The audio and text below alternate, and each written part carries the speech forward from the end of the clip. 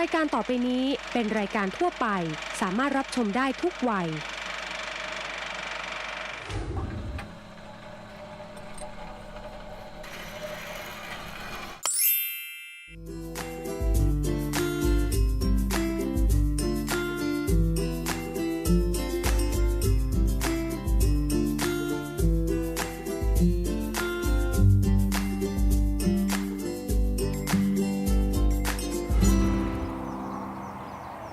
สวัสดีค่ะท่านผู้ชมคะวันนี้พบกับรายการงดงามสมนาเมืองไทยซึ่งเราพบกันทุกวันอังคารนะคะเวลา 13:05 น.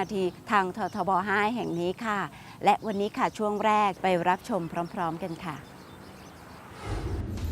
รู้ไหมว่าท่านทำมาแล้วเท่าไรมีกี่หมื่นกี่พันโครงการสร้างไว้รวมใจกันสักครั้งหนึ่งทำตามเพื่อท่านได้ไหมนับจากนี้ตั้งใจพร้อมใจช่วยกัน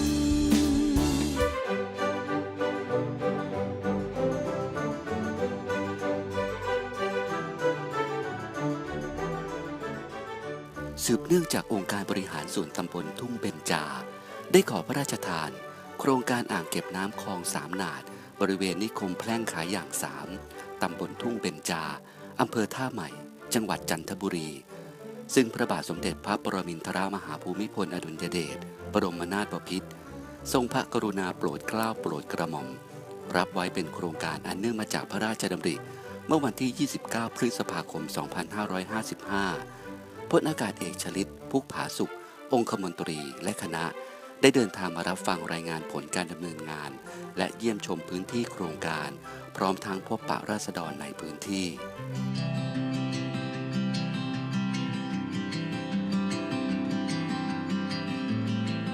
โครงการปรับปรุงอ่างเก็บน้ำคลองสามนาดอันเนื่องมาจากพระราชดำรินี้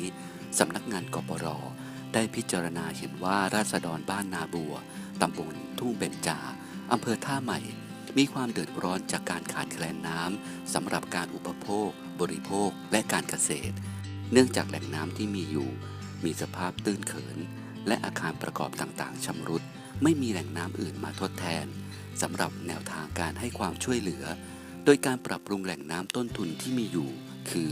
อ่างเก็บน้ำคลองสามนาดโดยขุดลอกอ่างเก็บน้ำปรับปรุงเขื่อนดินและทางระบายน้ำล้นรวมทั้งปรับปรุงคลองระบายน้ำให้สอดคล้องกับภูมิสังคมใช้เทคนิควิศวกรรมและความต้องการของประชาชนเป็นหลักปัจจุบันได้ดำเนินการแล้วเสร็จทำให้สามารถบรรเทาความเดือดร้อนของราษฎรทั้งในด้านอุปโภคบริโภคและการเกษตรได้เป็นอย่างดี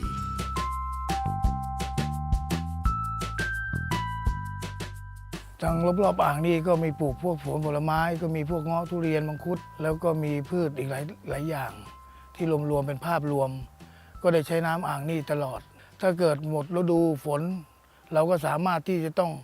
เอากระสอบมากั้นฝายให้น้ำมันเก็บน้ำไว้ให้สำหรับเกษตรกรทำสวนที่จะช่วยกันน้ำมันจะไม่แห้งครับผมก็เป็นประธานผู้ดูแลเรื่องจัดน้ำเรื่องตั้งลิมิตเรื่องน้ำสมมุติว่าน้ำเนี่ยมันขึ้นมา200 เมตร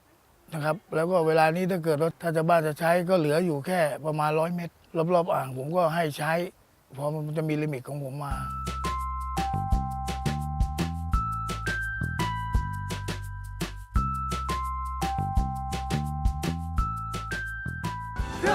ขอตามรอยพระบาทยาตราเพื่อปวงประชาเป็นสุขสารสำนักงานคณะกรรมการพิเศษเพื่อประสานงานโครงการอันเนื่องมาจากพระราชดำริ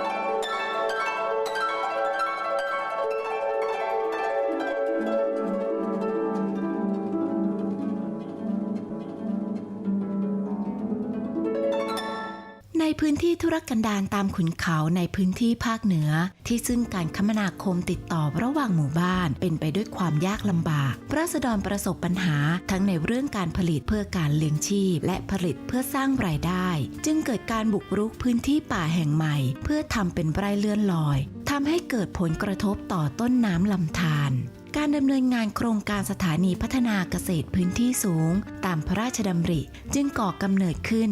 โดยพระมหากรุณาธิคุณในสมเด็จพระนางเจ้าสิริกิติ์พระบรมราชินีนาถในรัชกาลที่ 9 เพื่อเป็นแนวทางหนึ่งในอันที่จะช่วยเหลือแก้ปัญหาของราษฎรในเบื้องต้นท่านก็ให้ความสำคัญในเรื่องรักน้ำรักป่านะครับท่านก็ให้ความห่วงใยแล้วก็มีหลายๆหน่วยงานที่มาช่วยกันพัฒนาในที่นี้ครับไม่ว่าจะเป็นโครงการพระราชดำรินะครับดอยม่อนล้านแล้วทางของศูนย์พัฒนาชาวเขาจังหวัดเชียงใหม่ของเราก็ได้มาตั้งสำนักงานในพื้นที่ก็คือเขตพัฒนาสังคมพื้นที่สูงป่าย่าไซแห่งนี้นะครับก็ให้การสนับสนุนด้านการสังคมด้านความเป็นอยู่ของชาวเขา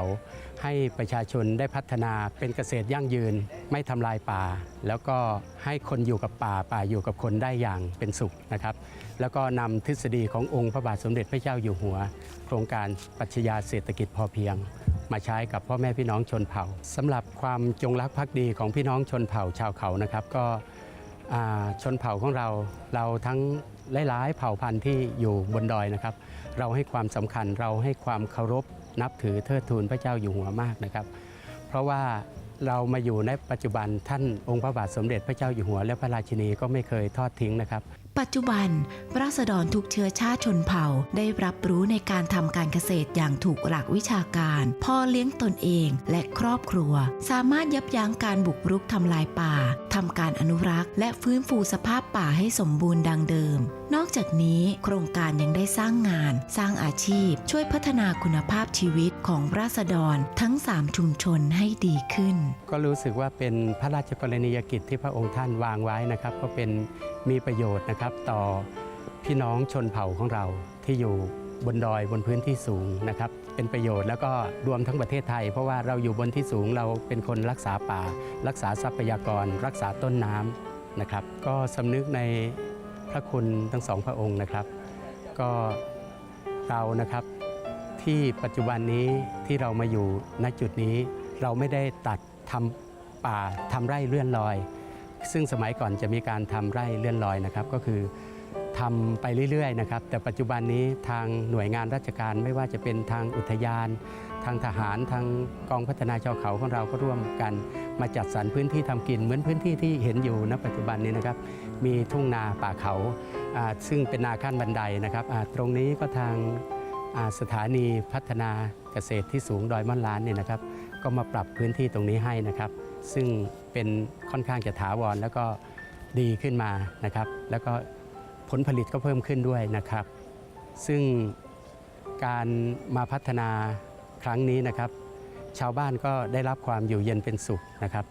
แล้วทางผมเนี่ยนะครับก็ซึ้งในพระมหากรุณาธิคุณของพระองค์ท่านเป็นอย่างสูงครับ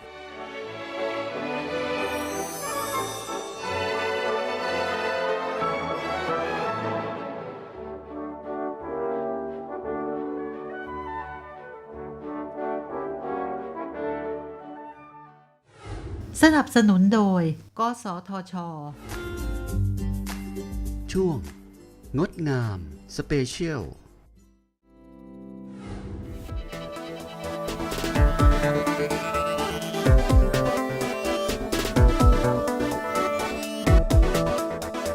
มหาวิทยาลัยเทคโนโลยีพระจอมเกล้าธนบุรี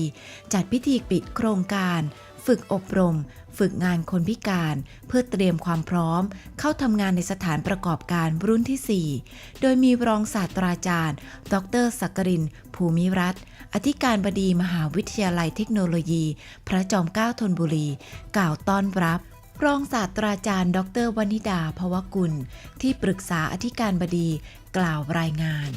และคุณสนั่นอังอุบลกุลประธานคณะกรรมการส่งเสริมมหาวิทยาลัยเทคโนโลยีพระจอมเกล้าธนบุรีกล่าวแสดงความรู้สึกและปิดโครงการการฝึกอบรมและฝึกงานคนพิการเพื่อเตรียมความพร้อมเข้าทำงานในสถานประกอบการรุ่นที่ 4 คุณสนั่น อังอุบลกุล ประธานคณะกรรมการส่งเสริมมหาวิทยาลัย เทคโนโลยีพระจอมเกล้าธนบุรี มีบทบาทต่อโครงการนี้คือ เป็นผู้นำเสนอต่อมหาวิทยาลัยให้ดำเนินโครงการ โดยได้รับความร่วมมือจากบุคลากร และหน่วยงานภายในมหาวิทยาลัย ตลอดจนหน่วยงานภาครัฐ อาทิสำนักงานเขตทุ่งครุ ศูนย์พัฒนาศักยภาพและอาชีพคนพิการพระประแดง สำนักงานจัดหางานกรุงเทพเขตพื้นที่ 4 รวมทั้งบริษัทที่สนับสนุนโครงการ ได้แก่ บริษัทดานิลี่จำกัด บริษัทสีไทยมิยากาวะจำกัด บริษัทมาราธอนประเทศไทยจำกัด บริษัทเสถียรอุตสาหกรรมจำกัด และบริษัทไทยสมบูรณ์การทอจำกัด คือโครงการพัฒนาและก็ฝึกอบรมนะครับให้คนพิการเนี่ยได้สามารถมีความรู้แล้วก็ความสามารถในการจะไปทำงานนะในสถานประกอบการนี่เป็นส่วนหนึ่งที่ทางมหาวิทยาลัยเทคโนโลยีพระจอมเกล้าธนบุรีแล้วก็ภาคเอกชนนะสถานประกอบการต่างๆเนี่ยได้ร่วมกันทำก็คือเราจะรับนักศึกษานะที่เป็นคนพิการเนี่ยมาเรียนนะครับแล้วก็ศึกษาอยู่ในมหาวิทยาลัยเทคโนโลยีพระจอมเกล้าซึ่งต้องบอกว่ามหาวิทยาลัยนี้มีความพร้อมนะทั้งเรื่องสถานที่แล้วก็ครูบาอาจารย์แล้วก็นักศึกษาให้บริการแล้วก็ให้ความเอาใจใส่นะครับเป็นอย่างยิ่งทำให้มีการพัฒนาว่าจะให้เรียนรู้นะเพราะคนพิการจะมีหลายประเภทเราจะต้องเรียนรู้ด้วยกันนะครับคนพิการที่เราสัมผัสนะครับเขามีความสุขมากแล้วก็มีความมั่นใจในตัวเองมากนะว่าช่วยตัวเองได้นอกจากนั้นแล้วเนี่ยยังมีนักศึกษาคนพิการบอกว่าน่าจะมีการขยายโครงการในการที่จัดหลักสูตรทำให้เขาเนี่ยเป็นผู้ประกอบการได้ด้วยนะครับซึ่งผมคิดว่าเป็นข้อคิดที่ดีครับ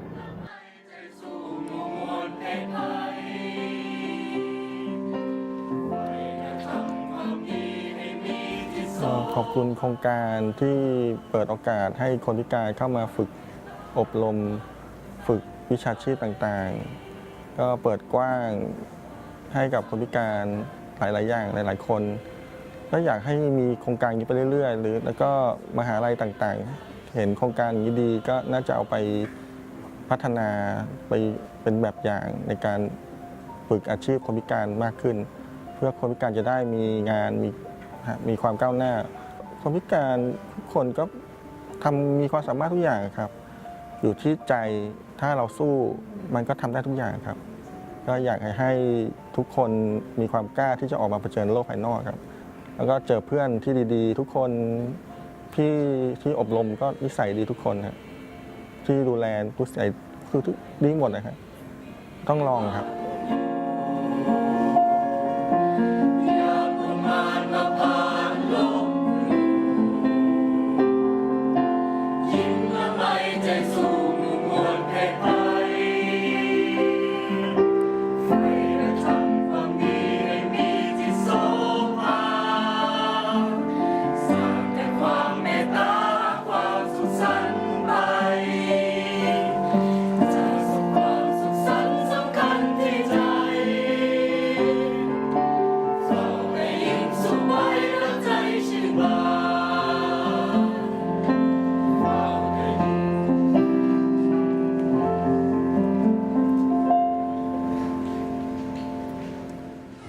มาถึงช่วงสุดท้ายของรายการงดงามสมนามเมืองไทยแล้วค่ะท่านผู้ชมสามารถติดตามชมรายการของเรานะคะได้ทุกวันอังคารเวลา 13:05 น.ทางททบ 5 แห่งนี้ค่ะพบกันใหม่คราวหน้าค่ะวันนี้ต้องลาไปแล้วสวัสดีค่ะ ขอขอบคุณ